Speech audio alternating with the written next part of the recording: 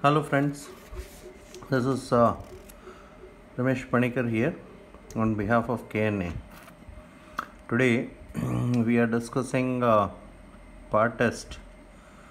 I suppose this is 6, part test 6 for repeaters. These questions are comparatively of higher level, alright, all the questions. In this paper we have many questions which are normal, alright. So see, let us start discussing.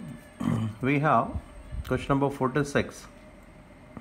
It says the compound X has theta equal to plus 60 degree for 2 gram per ml solution in a sample tube of length small l is 1 dm decimeter. You have to find out calculate the sign is somewhat confusing. Actually we have to find out alpha rotation, specific rotation. This is called observed rotation. This theta is called observed rotation. This is the concentration of the substance solution, and this is the length of the polarimeter. You must remember that our actual optical rotation is measured using polarimeter. All right, so alpha specific is that is specific rotation is equal to alpha observed divided by C, that is concentration in grams per milliliter, all right, and length in decimeters. So it is 60 degree and this is concentration, so we get 30, all right. Look at question number 47. Dry distillation of a mixture of calcium formate and calcium acetate gives. Question number 46, correct answer is 2. Question number 47, correct answer is 4. Say, if we have a mixture of calcium formate and calcium acetate, see from this part we get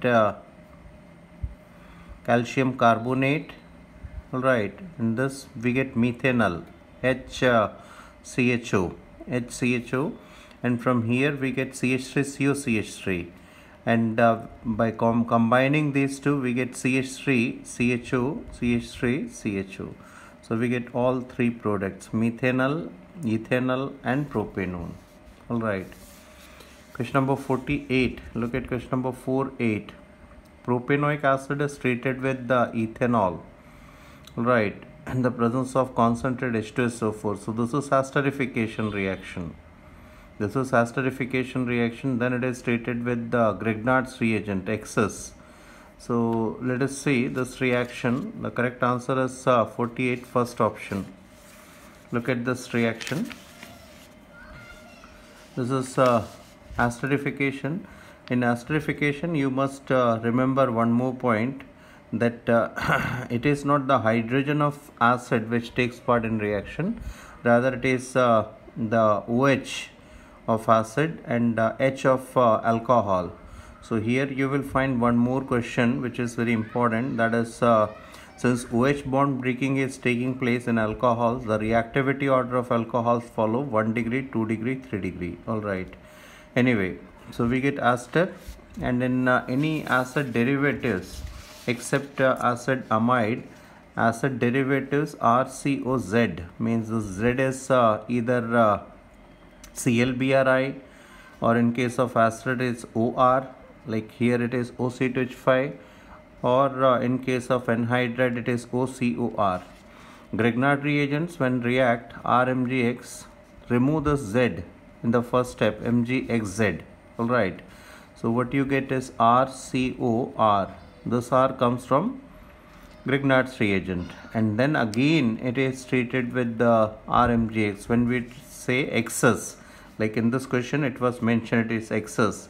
So then carbonyl group we know this is negative and positive, so MgX positive and negative, so R you can say OMgX, alright, R and R. So these two alkyl groups are from Grignard's reagent, and then on hydrolysis we get tertiary alcohol. So acid derivatives having acid chloride, acid bromide, etc., anhydride, ester, etc. If this is R group, and we get tertiary alcohol. Anyway, so here this Mg BrOC2H5 is removed, and we get C2H5COCH3. And when this C2H5COCH3 is again treated with Grignard's reagent, see, this carbon is attacked by one more alkyl group that comes from Grignard reagent, and then on full hydrolysis we get tertiary alcohol. But one alkyl group is C2H5, and other two alkyl groups are methyl, which comes from CH3 MgBr, excess of CH3 MgBr. Correct answer is first option, question number 48. Look at 49. How many chiral carbon atoms centers are there in the following compound? So look at this carbon. This carbon is bonded to methyl group.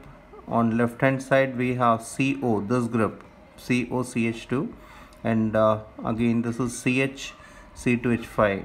So this is different. So this carbon atom is asymmetric. The fourth one is hydrogen.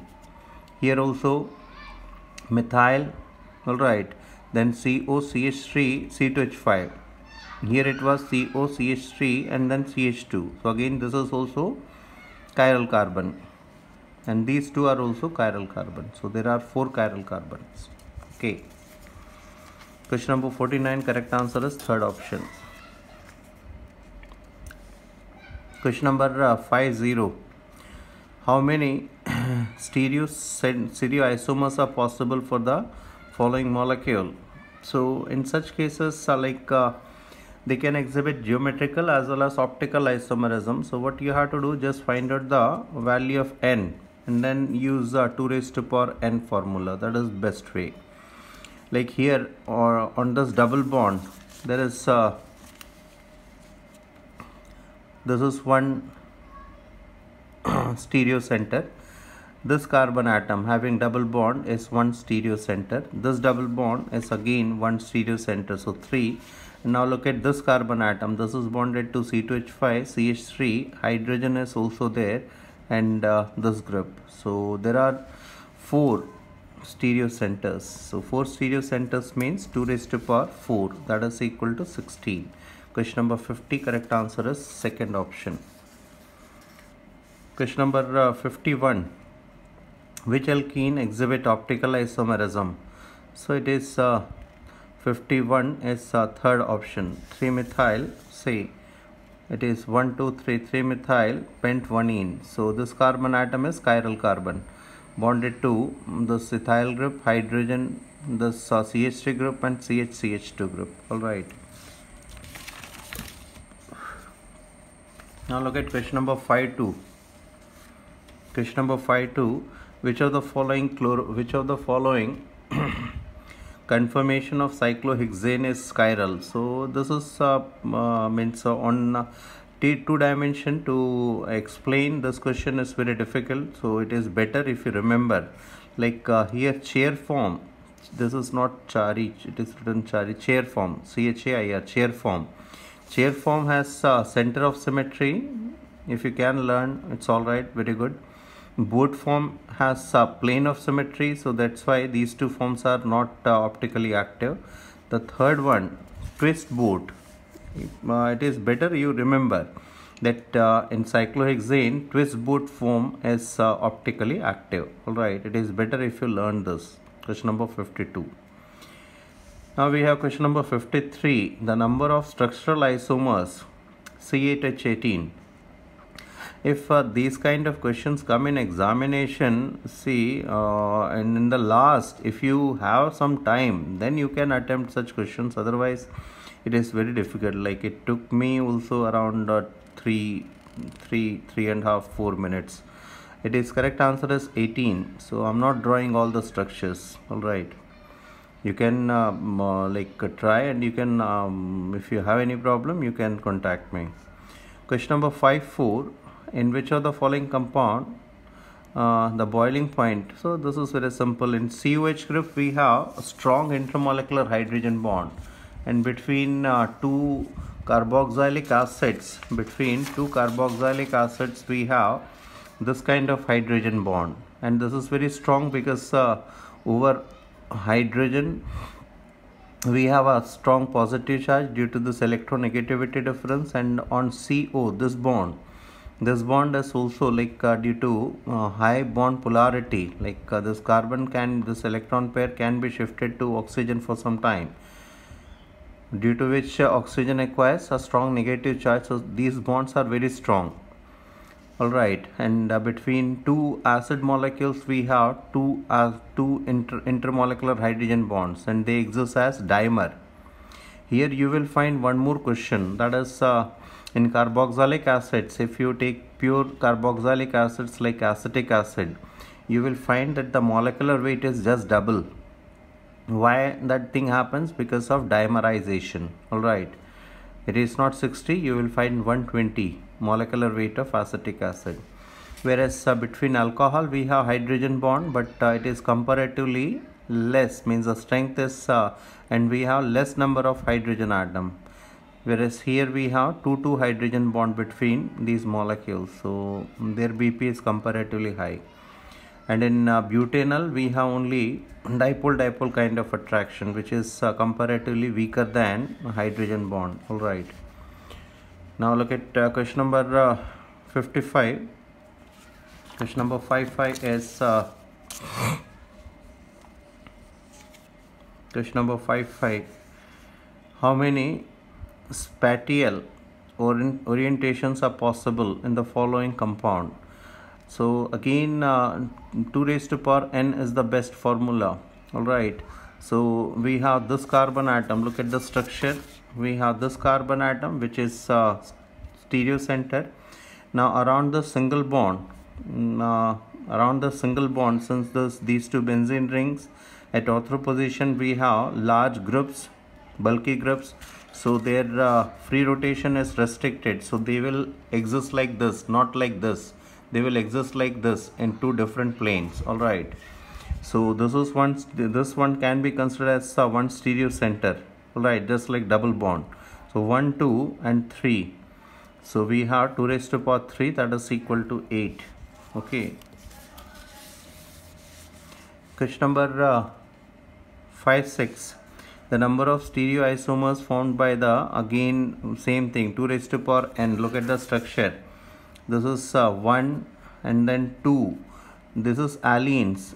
In allenes, like we have in continuation, we have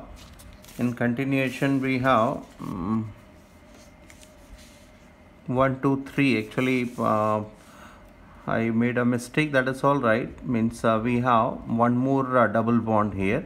Alright, so this is allene, so this point and this point also behave as chiral center. So 1, 2, 3, 4. So 2 raised to power 4, that is equal to 16. Means here if you look at the structure, here you have this one, this point and this point at the end. Alright, and this point, double bond, 1, 2, 3, 4. So 2 raised to power 4, that is equal to 16. So question number 5, 7. Look at question number 5, 7. Question number 57. CH3CN is hydrolyzed. So CH3CN, if it is hydrolyzed using acid or base in the presence of H positive or OH negative, we get carboxylic acid. With PCl5, this is the removal of POCl3, HCl, and we get CH3COCl. Alright. And then acylation of benzene. So AlCl3 will produce CH3CO positive carbocation, which is substituted on benzene. So we get acetophenone, C6H5COCH3, second option. Now look at question number 5, 8. Look at question number 5, 8. Alright, we have some bonds. We have to consider the single bond length, which is correct. So see, the question is C single bond C bond length. Alright, so see, here in the first compound we have buta 1,3-diene. So here we have a conjugate system. So maximum time the C single bond C would be behaving as double bond because we have a conjugate system. Alright. Here in propene, due to hyperconjugation, the C single bond C will behave as double bond. And we know that mesomeric effect is much stronger than hyperconjugative effect. So this C single bond C will be comparatively less double bond character than this single bond C. Alright. And here in ethane we don't have this double bond character, so it will behave as single bond only. So this bond length is maximum and this bond length is minimum. 58. Right.